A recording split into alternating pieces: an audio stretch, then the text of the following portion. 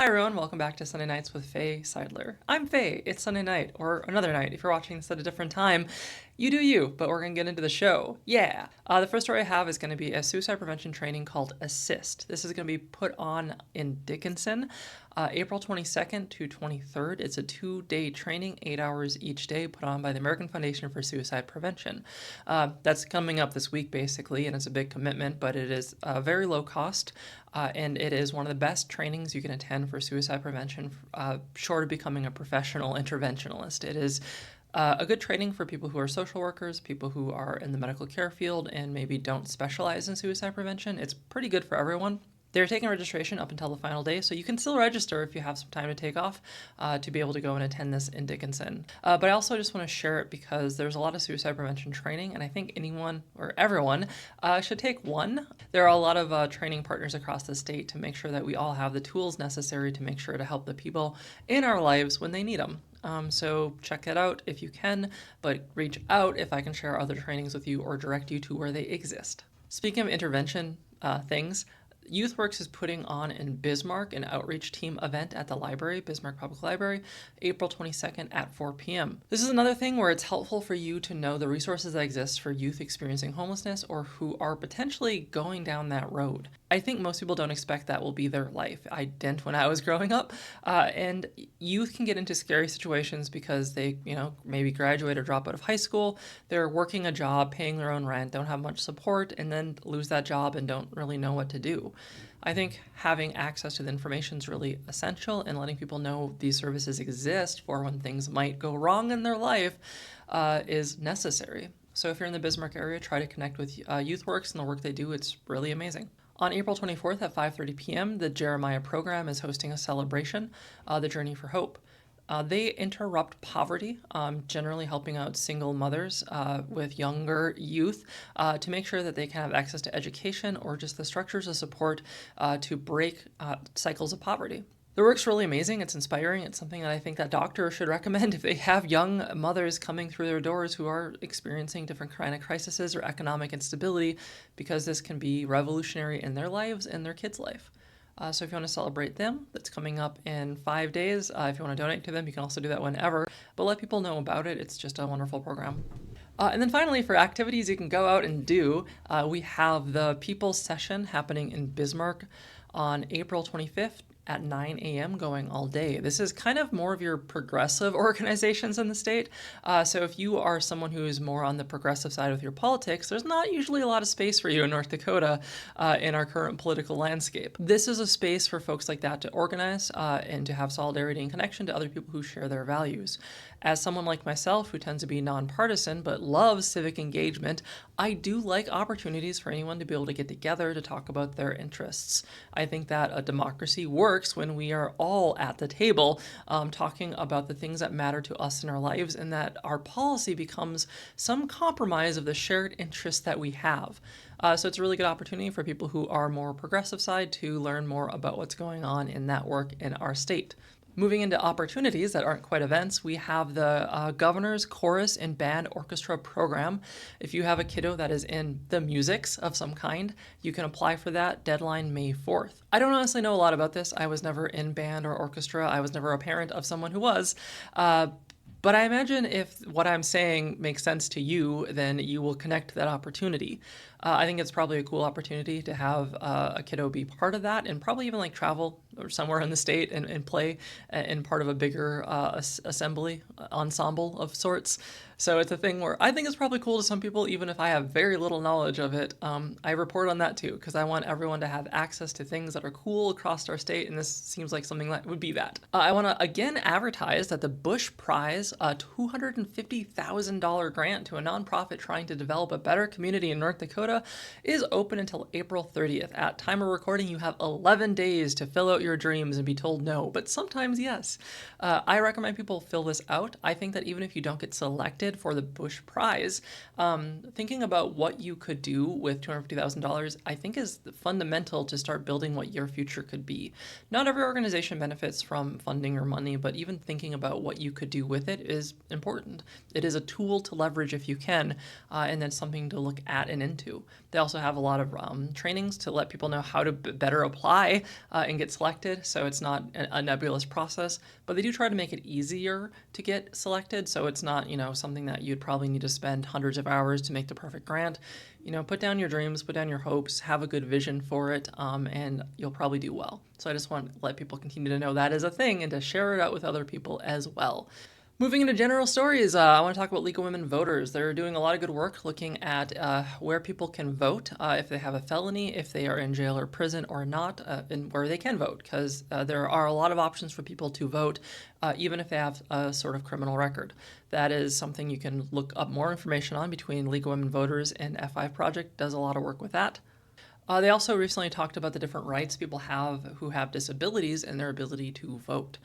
League of Women Voters is your best place to go to for civic action and knowledge about your rights around civic engagement. They also do 411, so if you want to know more about your candidates, that could be your school board candidates, it could be your general electoral, anyone who's running for office, they tend to have questions that get asked for them and information about them and everything you could possibly know. League of Women Voters is pretty amazing for all of this work, and they also have monthly meetings, first Fridays, I think, that invite speakers in who do different kind of political work. So I just want to let you know that League of Women Voters is a thing, to follow them, share them, support them, learn from them, do what you want to, but they're amazing. I want to talk about the conversion therapy ruling. Recently, the Supreme Court said conversion therapy is totally cool and we should let people do it because it's a First Amendment right. Apparently, torture's on the table, boys. We got this. I'm kind of joking about it or being nonsensical because it's a terrifying situation. The hope that advocates are getting out of this is that if conversion therapy is allowed as First Amendment rights, then helping trans kids has to be allowed too, because some states are basically trying to ban gender-affirming care through the idea that it is harmful. Conversion therapy is actually harmful. So in an incredibly twisted way, this is good news that we can continue to provide what is considered medically necessary and life-saving care by the real research that real doctors do. So I'm reporting on that as just an F story. I think it's ludicrous to think that a professional licensed organization can't compel certain professional regulations and speech. It's ludicrous that's the case, because, to test the waters on that, what isn't covered under free speech, then what can't a teacher or doctor say if it's their sincerely held beliefs? There is a reason we have licensures for social workers and doctors and teachers, because we want to assure that they are following best practices and not their beliefs. That's the whole point of that. So there is more nuance to it, but there's also sometimes less. And it's just silly. It's silly and reflective of some of the poor decisions the Supreme Court has made when queer people are the subject of the discussion. In not the Supreme Court of the United States, but the Supreme Court of Colorado, they are making it so that children's hospitals do have to continue to provide medically necessary care for trans youth as part of their state's laws and human rights. That kind of is going against some of the federal direction, and hospitals are kind of in a no-win situation, but it's just another thing where it's really unfortunate how much politics is attempting to hurt communities and marginalized and disenfranchised trans individuals in healthcare, and not just let doctors be doctors and the medical care do what they do. I don't like that politics is involved in medical care in the first place. So it's just an ongoing situation to let folks know that some states are fighting against a lot of the harmful directives and medical policies and are typically being successful. If a state is doing this, they tend to win. So I'm just putting it out there for more information on all that. The Asian night market is in 6 weeks. Get excited, get hyped, set your calendar. They have an event that's been blowing up across the years. I think they had over 1,000 people attend last time. It's the Asian night market. There's going to be a lot of different vendors selling food, selling items and art, and a big kind of community event. So make sure you're checking it out. Save a date for it. Let people know about it because it tends to be a great time every year. I want to talk briefly about the facial recognition stories that's been happening, because a lot of people are getting arrested because the AI says they're guilty, and then police departments are going, okay, sure, whatever, and that's not good. This has been a local story in Fargo. It's been kind of breaking news with an individual that was arrested and brought to North Dakota and has theoretically never been in the state. The police officially have said that we can't comment yet. Maybe she's involved, who knows? But it seems pretty cut and dry that maybe this person was not, in fact, guilty in these crimes that are being alleged. I haven't talked about it a lot just because it's so horrifying, and I keep on making it about the dangers of AI and not the harm happening to the humans involved in these cases, and I think both is present. And I think that this is the result of over-dependence on AI when we are constantly undercutting services, when we are asking people to do more and more with less and less, and the executive overload is making AI what we turn to. And AI is very effective most of the time, and that's the real danger, is that we start to trust it more and more, and it's not perfect. It makes mistakes like this. That's why humans are really important in systems for accountability, and that's why we have to be continually cautious about this, because as we don't regulate AI, it creates horrific nightmare scenarios that was evident in every sci-fi fiction you could read. Sure hope we don't keep messing that up. I want to share briefly, there's just some research coming out that the SNAP work requirements have not made more people work, as that was a myth. The idea that people were entitled and lazy and using SNAP to just sit at home and play video games or do whatever is a concoction in the mindset of certain older folks. The reality is everyone's suffering and struggling. The reality is if you give people real opportunities to work and get rewarded for that work, they like to. Humans like to be productive. They like to tinker. They like to do things when we give them the options and we make it fulfilling. So the entire bootstrap mythos is just not real.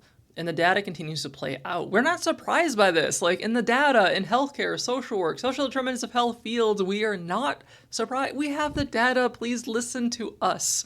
Please listen to us about the data. But that's just more data on it, I guess. When we care about it, it'll be good. It'll be good once we care about data again. Looking forward to that day in the future. Speaking of data, the North Dakota Domestic and Sexual Violence Coalition has put together a report called Bridges Over Barriers. They are looking at the barriers that are happening to a lot of people who have experienced domestic violence in some capacity, and identify a lot of things that if you work in this field, you probably wouldn't be too surprised about. The thing to keep in mind is that everyone should consider themselves in alignment with the work to reduce domestic abuse and sexual violence, because if you treat patients, if you have clients, you are going to have clients and patients who probably suffered from this in some capacity. And the more that we can destigmatize this, the more that we can be non-judgmental, provide care that's welcoming to individuals of all experiences, the more likely that they will be integrated into and get help from our systems rather than feel rejected by and ostracized in a way that puts them at further risk of harm. So we have more data on this, and the work that they do is essential and important, and it's getting worse. Every year, the amount of individuals experiencing domestic violence is increasing. And a lot of that's because of societal instability. It's being taken out on partners. And we need more of these services, more education, and more support for everyone in our state. So another thing to be aware of and to be aligned to if you do work in healthcare and social work and the associated fields. To end with some really good news, Tears in Grand Forks, which does a lot of work for survivors of suicide loss, and any work you do like that is going to be general suicide prevention work.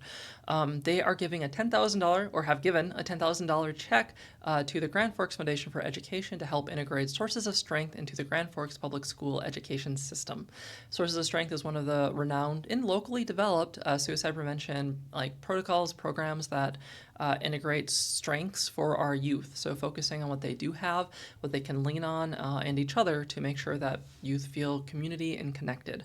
It's one of the ones that is really highly rated, especially in our local areas, and is just fantastic for the folks who get to experience it. So just keep in mind, as much as we have difficult work that we constantly have to do, things are getting better a little bit sometimes in some places.